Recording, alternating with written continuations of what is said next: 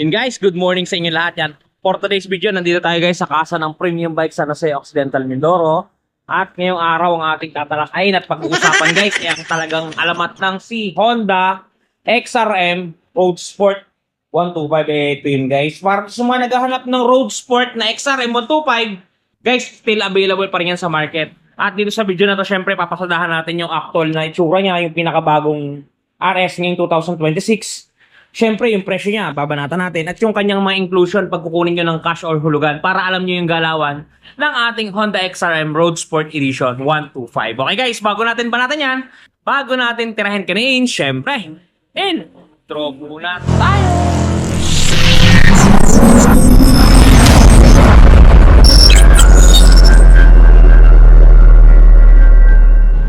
Without further ado, ito na sa malapitang tingin yung ating Honda Road Sport 125 XRM 2026. Ito siya guys, sa malapitan. Ito yung XRM na edition na hindi ka na magpapalit ng manubela.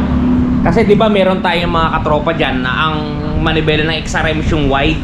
Yung wide yun, 'di ba? Wide manubela niya. Yung kino-convert nila sa ganito, parang Raider FI 150 ngayon. Ginanya na siya para hindi niyo na siya ma-modified pa. Talagang nakaganyan na talaga siya. Ever since.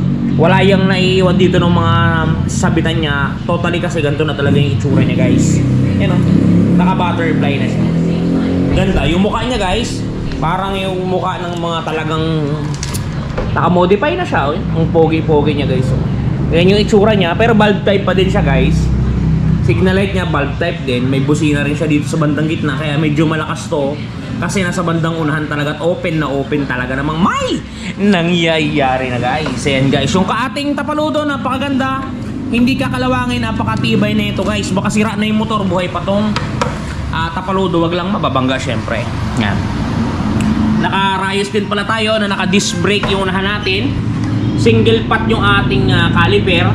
Yung size ng gulong natin is 70, 90, 17. Yan, naka-tube type to guys. Naka-tube type to. Nasa na ba yung kanyang yan, yung ganyang pito. Okay, banda dito tayo. Meron siyang built-in araro. Ayan ha, naka-built-in yan guys. Magkakarugtong kasi yan sila. Yung mapapansin nyo, built-in na yung ating araro. Tapos yung block niya nandito.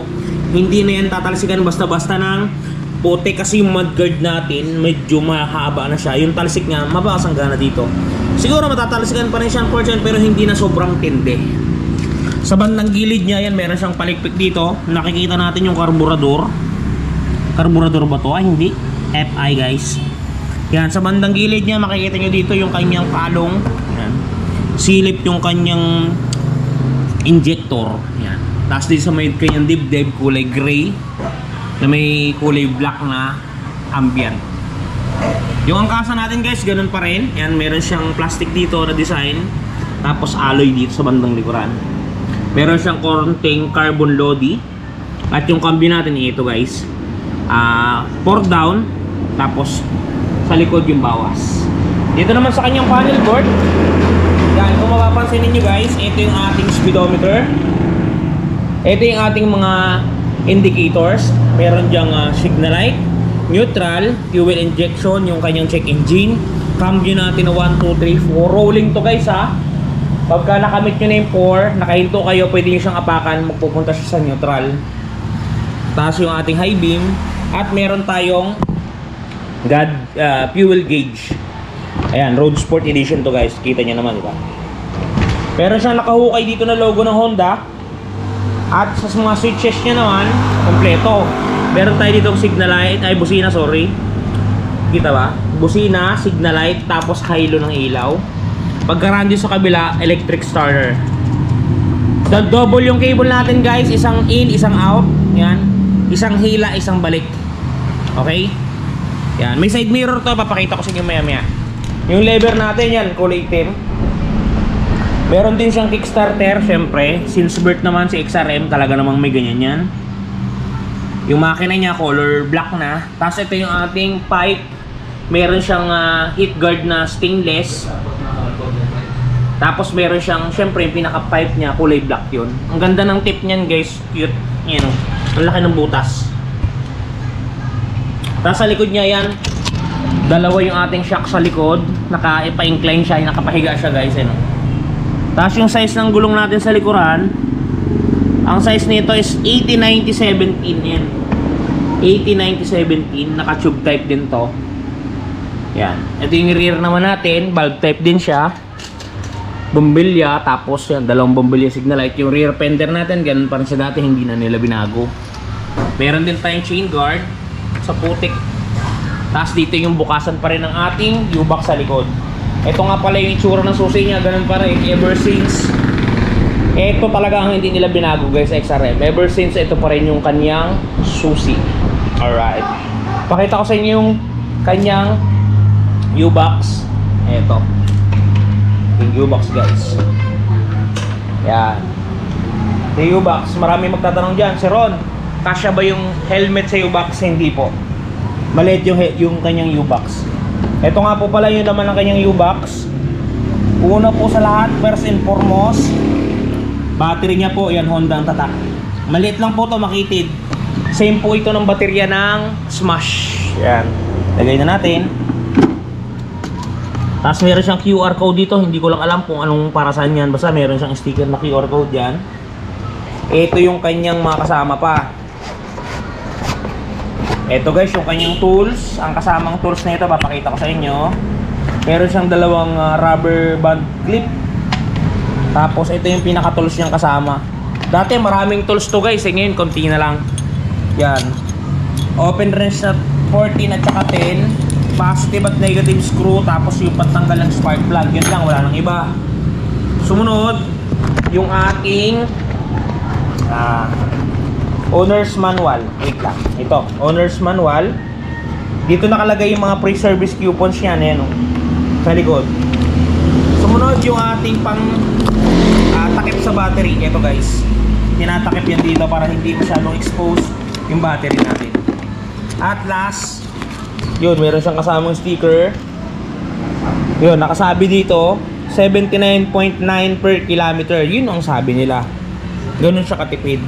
Yung 1 litro lang yung ating unit, for example, yung 1 liter na ikakarga nyo, makakatakbo siya ng 76.9 km. Sana totoo. Pero sabi nila yan, hindi naman nila sasabihin yan kung wala silang basis, di ba?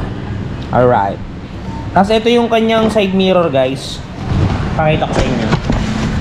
Kasi matagal na natin hindi nakikita ang side mirror ng XRM eh. Cute yung side mirror na ito, guys. Cute. Ayan. Maliit lang siya na oblong, pero maganda yung buga ng yan, ang talsik ng kanyang talsik ng liwanag. Yan. Talsik ng mirror. Alright.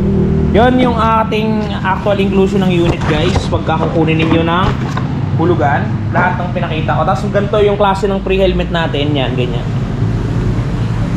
Tapos ito yung ating tangke. Nandito lang din sa may likuran niya, sa may U-box niya. Yan. Magandang maganda. So yan. Wala na siyang ibang kung ano pa man. Ganito ilalim ng bangkuan niya. Yun, all goods naman. Walang masyadong design yung bangko. Binalutan lang ng foam. Okay na. Alright. Yun. Yun yung ating kabuuan ng ating Honda Road Sport 125 na XRM yan guys. Yan yung kanyang itsura sa patagilid. Alright. Doon naman sa nagsisig ng presyo na ito. Ito guys yung presyo ng ating Honda XRM Road Sport 125.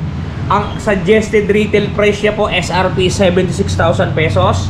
Ang down niya po dito kay Premium Bikes Corporation guys is 3,800. Sir Ron, meron pa bang add-in siyang 3.8? Wala na po. Kung ano po yung nakasulat sa down payment natin, yan na po yan. Wala na po kaming hihinging dagdag.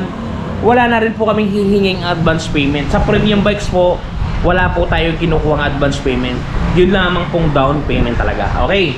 Pag nag-down po kayo ng 3.8, ang magiging monthly po niyo sa looban ng 2 taon is 4,928. Pagka naman po 3 years, 3,791. Yan pong dalawa na yung mga rebated na po. Yan po yung inyong magiging monthly pag kinuha nyo po ang Honda XRM Road Sport 125 natin. Iyon guys. Yan po, screenshot nyo po presyo ng XRM Road Sport ngayong 2026 ng June. Yan, ito po ang presyo niya. Yun guys. Yun, marami tayong unit dito sa Premium Bikes. Pagka kukuha po kayo ng motor, hindi man po itong Road Sport, kahit anong unit po, isama nyo po sa listahan na bisitahin si Premium Bikes Corp guys. Kasi mapakarami nating mga bagong units sa mababang presyo at malaking rebates. Yan guys, tulad ng mga MIUI, Raider FI Blade Edition. Puro bago yan guys, oh. Pansin nyo. Puro bago. Yan pa. At magaganda pa ang promo. Napakamumura ng mga motorsiklo. Kaya pala guys, sa mga namang problema, for example, nakakuha ka na ng motorsiklo. Ngayon, nagasgasan. Siyempre, pag may gasgas ang motor natin, tayong owner, hindi tayo mapakali kung paano natin tatakpan niya ng sticker, tatakpan niya ng kung anong pang cover para hindi mahalatang may gasgas. Ito guys, yung resulta. Ito yung sagot. Hindi pala sa resulta. Ito yung sagot sa inyong mga problema sa mga gasgas na scratches ng inyong mga motor. Panoodin nyo to guys. Touch paint ni Wash Body. Alright. Talaga namang may nangyayari na. At ito na guys, ang touch paint ni Wash Body. Diba napakaganda? Ganto ang packaging yan pagka mabibili ninyo. Ito yung polishing cream. Ito yung surface cleaner. Ito yung mismong touch paint. At may kasamang pre-yan na pen brush at meron niyang instruction kung paano gagamitin. Ito guys, kung makikita guys, ninyo. sa quality ng touch paint na yan, na-try ko na yan. Na-try nyo na din panoodin sa video, di ba? Napakaganda ng epekto. Napakamurang halaga pa. Hindi na ninyo kailangan bumili ng sticker para takpan si gasgas. Bibilin nyo na lang kung anong kulay ang... Kung anong motor, anong kulay ang gasgas niya, anong kulay ang kulay na dapat nyong ilapat.